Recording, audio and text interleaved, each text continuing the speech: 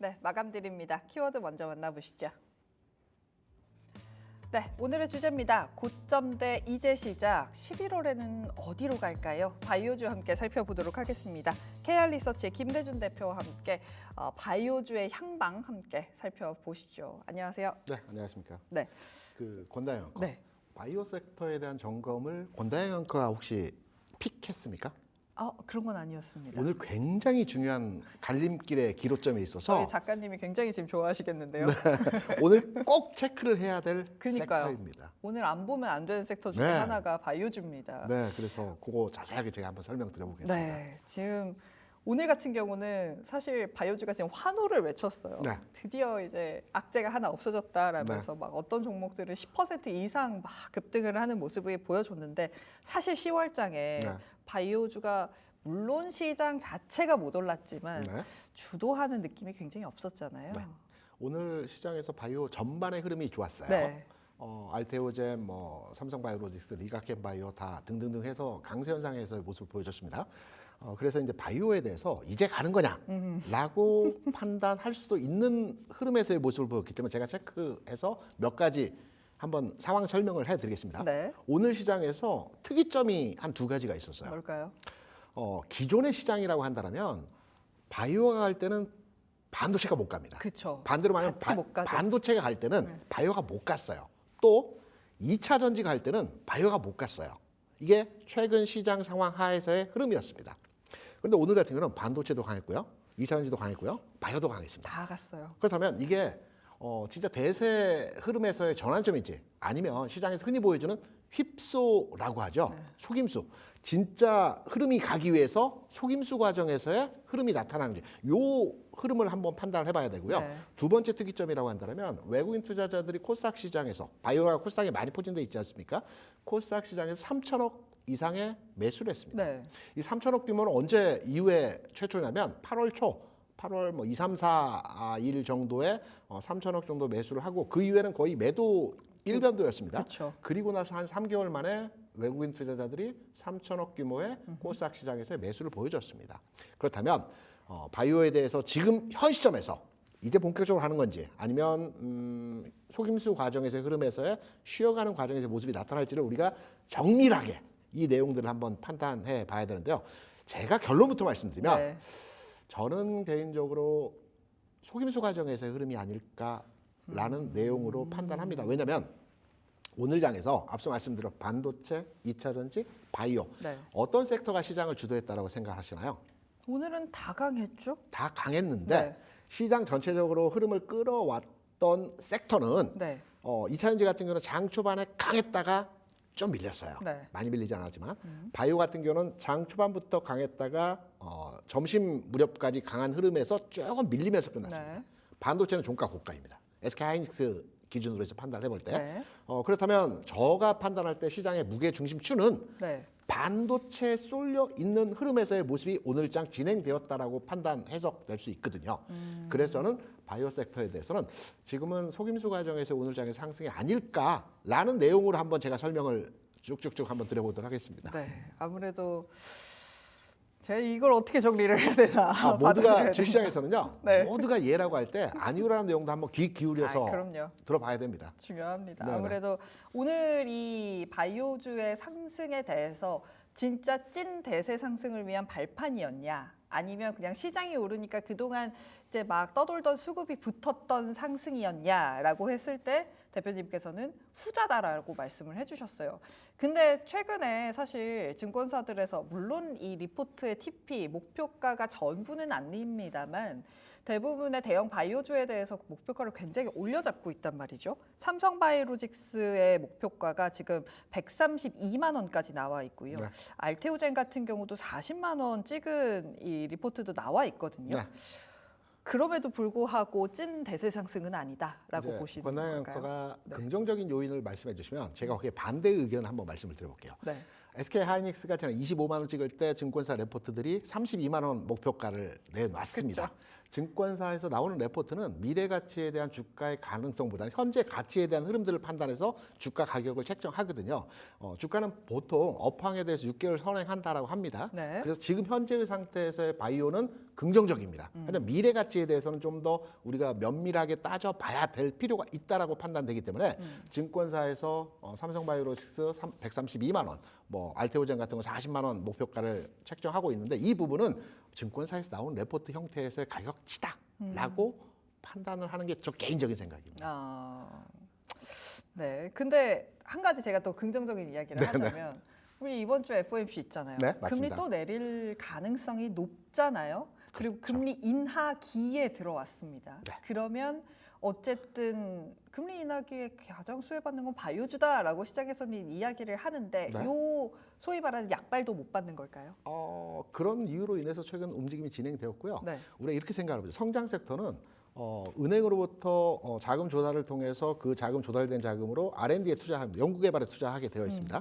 그런데 금리가 1%였을 때 예를 들어서 네. 이자 비용이 100만 원이었다. 네. 그런데 이자 비용 금리가 올라가면서 이자 비용이 4% 5%까지 올라가면서 400만 원, 500만 원이 됐어요. 네. 여기에서 300만 원이 된다 한들 성장 섹터에 대한 원활한 투자 가치 측면에서의 투자가 용이하게 될까? 그러니까 금리가 4.5%, 4%까지 내려온다 하더라도 시장에서는 그렇게 성장 섹터에 대해서 원활한 투자 기회의 환경이 되지는 않을 것이다라는 게 저 개인적인 생각입니다. 원활한 네, 제가 지금 참 정리하기 어려운 답변들을 계속 주시고 계십니다. 그리고 사실 날씨가 약간 쌀쌀해지면 또 이야기가 나오는 게 이제 내년 1월을 보고 네. JP모건 헬스케어 컨퍼런스. 그렇죠. 그 전부터 한 11월부터 팍팍하게 학회들이 있어요. 네. 지금 제 화면 혹시 보여주실 수 있을지 모르겠는데 지금 10월 말부터 엄청나게 많은 학회들이 있거든요. 보면 비만에 면역 항암제에 뭐 요즘 심혈관 질환, 혈액암 굉장히 많은 학회들이 지금 연말까지 쭉쭉쭉쭉 이어질 거고 JP모건 헬스케어 컨퍼런스가 이걸 방점을 찍어줄 겁니다. 그러면 이렇게 많은 학회들 안에서 뉴스가 나오지는 않을까요? 이게 상승 모멘텀이 되진 않을까요? 여기서 중요한 포인트입니다. 제가 앞서 말씀드릴 때 바이오 종목들을 말씀드릴 때 네. 알테오젠, 삼성바이오로직스, 리가켄바이오를 말씀드리면서 이들 네. 종목이 아직은 고점을 돌파하지 못한 가운데서 오늘장 강세였다라는 말씀을 드렸는데 네. 제가 여러분께 바이오 섹터에 대한 흐름을 말씀드리고 싶은 내용은 최근까지 시장에서 강했던 섹터의 주가가 새롭게 가는 것이 아니고 새롭게 시작하는 섹터가 지금 현재 나오고 있다는 측면입니다. 시장에서 흐름의 측면에서의 종목 간 움직임을 오늘장 잘 들여다보시기 바랍니다. 바이오 섹터 내에서 움직임이 강했던, 그러니까 대표 세 종목을 제외하고 움직임이 강했던 최근의 흐름에서 비만 치료제 관련주들이 굉장히 강했어요. 오늘장 그다지 움직임에 정체된 흐름에서의 모습입니다. 제가 이렇게 설명을 드릴게요. 비만 치료제 이슈를 선도했던 종목은 미국의 일라일리와 노보노디스크죠. 그런데 일라일리와 노보노디스크가 지난해 이 치료제 치료약을 이제 만들었고 FDA 승인을 11월과 올 6월에 받았습니다. 각각 받았는데 그때 그러니까 지난해 이 비만 치료제와 함께 이슈화되었던 내용이 무엇인지 혹시 기억하시나요? 비만 치료제와 함께 이슈가 됐던 거요? 두 가지였습니다. 뭘까요? 주가가 최초에 올라갈 때 네. 두 가지 이슈로의 주가가 상승을 했거든요. 비만 치료제와 치매 치료제. 아, 그렇죠. 이 두 가지 이슈 중에서 지난 11월에 비만 치료제가 FDA 승인을 받으면서 비만 치료제가 올해 부각이 됐던 거고요. 올 6월에 치매 치료제가 FDA 승인을 받았습니다. 그러면 시장에서 일라일리와 노보노디스크가 추진하고 있는 비만 치료제와 치매 치료제 형태에서 비만 치료제의 흐름은 이제 어느 정도의 고점을 찍고 이제 사그라드는 형태에서 모습이 진행될 것이고 치매 치료제 관련한 종목들은 이제 흐름에서 개선된 현상에서의 모습이 나타날 가능성이 있다는 겁니다. 종목 간 흐름을 한번 볼까요? 큰 종목 위주로 한번 보겠습니다. 치매 치료와 관련된 종목들 중에서 치매 관련 이슈를 가지고 있는 종목이 한미약품, 유한양해. 물론 이들 종목들도 비만 치료제 관련 재료가 있긴 합니다. 하지만 공이 지난해에서부터 이슈가 됐던 게 치매 치료제도 공이 이들 종목들도 가지고 있는 내용들이거든요.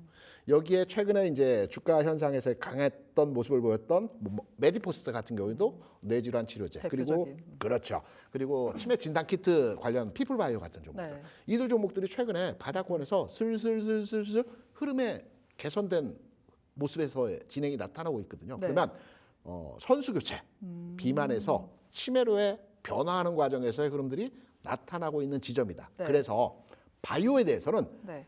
부정적으로 보는 것이 아니고 시장에서의 주도권 교체 상황에서의 흐름이 나타나고 있기 때문에 오늘 장에서 강했다라고 볼 수 있는 기타 등등의 세 종목 위주의 흐름과 비만 치료제 관련주에서 새롭게 움직이는 종목으로 우리가 포트폴리오를 변경해야 된다라는 측면으로 말씀을 드릴 수 있습니다. 그러니까 바이오가 다 안 간다 안 된다가 그렇죠. 아니라 바이오의 색깔이 변하고 있다라고 말씀을 맞습니다. 해주셨습니다.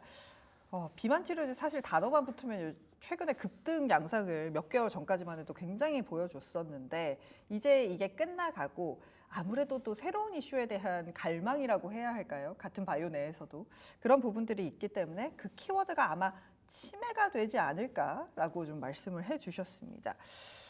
드디어 이제 12월 5일부터는 미국 대선이 드디어 네. 시작이 됩니다. 뭐 결과 확인할 때까지 뭐 3달 걸린다 뭐 이런 얘기도 있지만 어쨌든 대선으로 인해서 우리나라 시장에도 큰 영향이 있을 거고 특히나 바이오주에도 영향이 있을 것 같습니다. 대선에 따른 바이오주의 영향 어떻게 보고 계신가요? 바이오주는 양 후보 중 누가 되더라도 긍정적인 주가 상황에서의 흐름이 진행될 가능성이 높습니다. 트럼프 1기 집권 시기에 가장 강했던 섹터 여러 가지가 있지만 네. 방산도 강했고 뭐 등등 강한 흐름의 모습들이 있었지만 이때 바이오주들도 굉장히 강하거든요. 2018년도 당시에 국내 시장에서 가장 강했던 종목은 셀트리온이었습니다.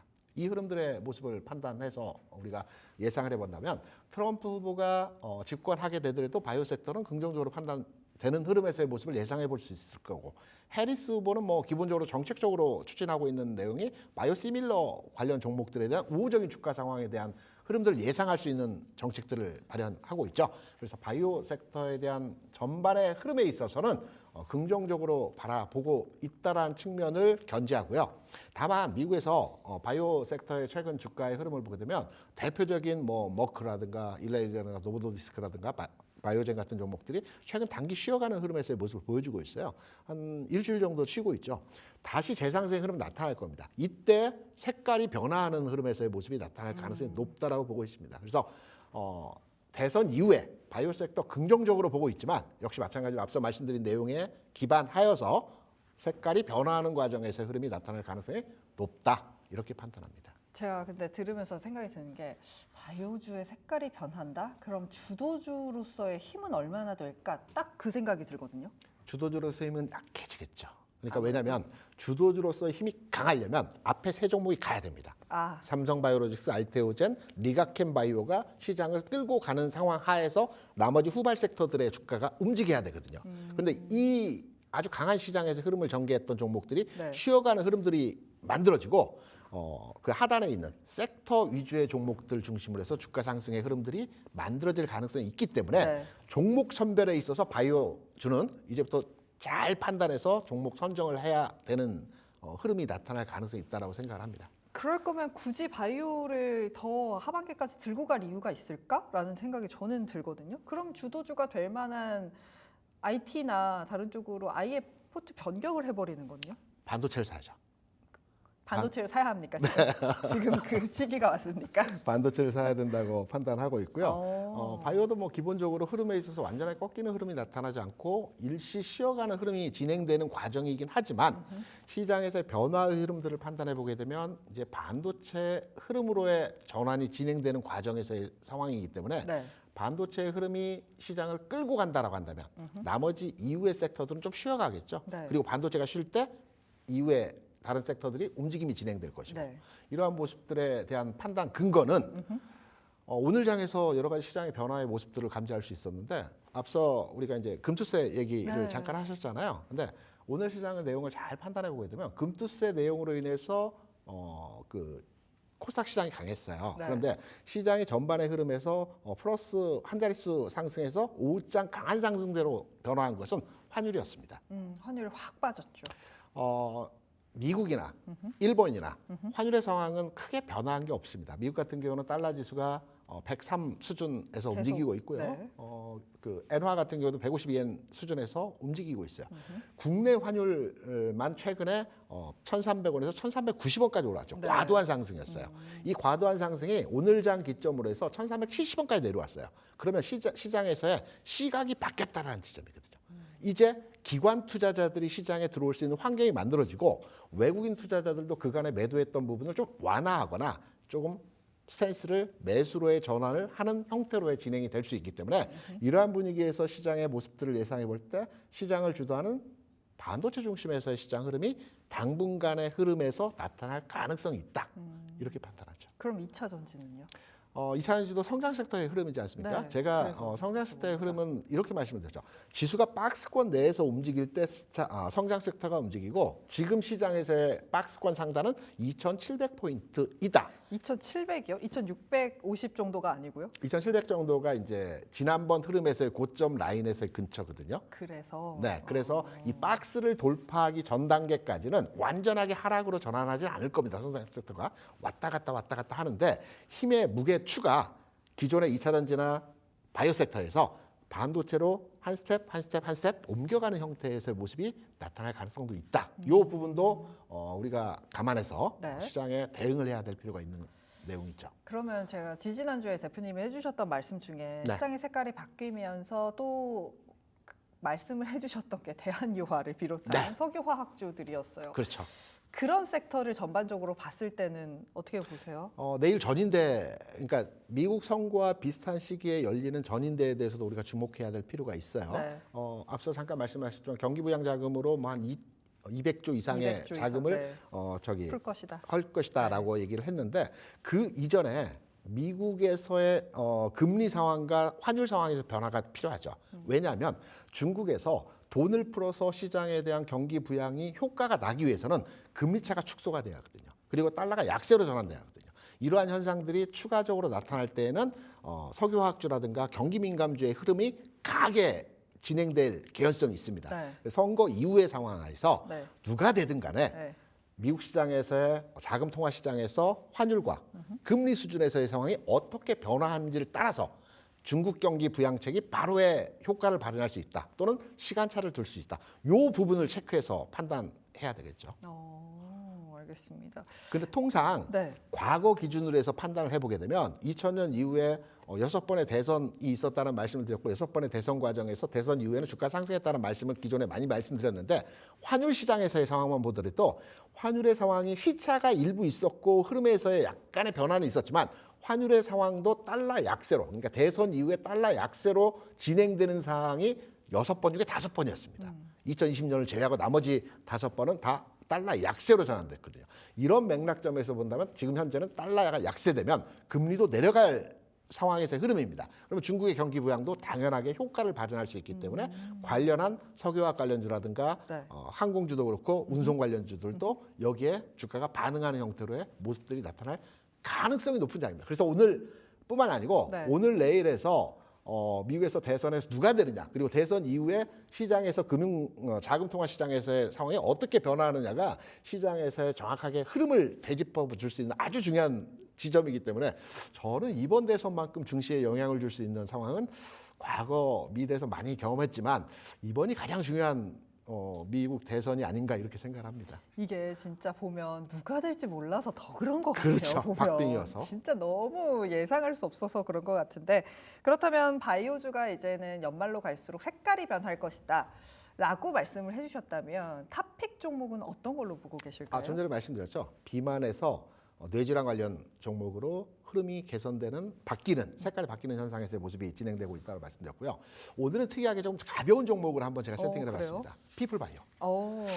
제가 웬만하면 주식 투자에 있어서 안정적이고 꾸준하게 묵직하게 올라가는 종목들을 좋아하는데요. 피플바이오 같은 경우는 최근에 흐름에서 움직임의 전환이 만들어질 수 있는 테마를 가지고 있고 그리고 이 테마가 최근에 확산되는 과정에서의 진행 상황이기 때문에 뇌질환 관련해서 진단키트 관련한 이슈가 있는 종목이죠. 그래서 피플파이어에 대해서는 현 시점 한 4,700원 정도 수준에서의 가격이라고 한다면 충분히 노려볼 만한 시점. 최근에 강한 상승 이후에 한 4, 5일 쉬고 있죠. 이 쉬는 과정에서 진입을 한다는 목표로의 접근이고요. 목표는 좀 넓게 잡아서 6,500까지. 왜? 이 섹터의 이슈는 단기간의 흐름이 아니고 시차를 두고 움직임이 진행되는 과정에서의 수익성이 발현될 수 있다. 그래서 6,500원까지의 흐름을 목표로 삼고 있고요. 4,000원 정도는 손절가로 계상을 하셔서 접근하시면 될 것 같습니다. 네, 바이오주의 컬러 변화와 함께 이제는 치매 쪽도 볼 수 있겠다라고 말씀해 주셨습니다. 지금까지 KR 리서치의 김대준 대표와 함께 이야기 나눠봤습니다. 고맙습니다.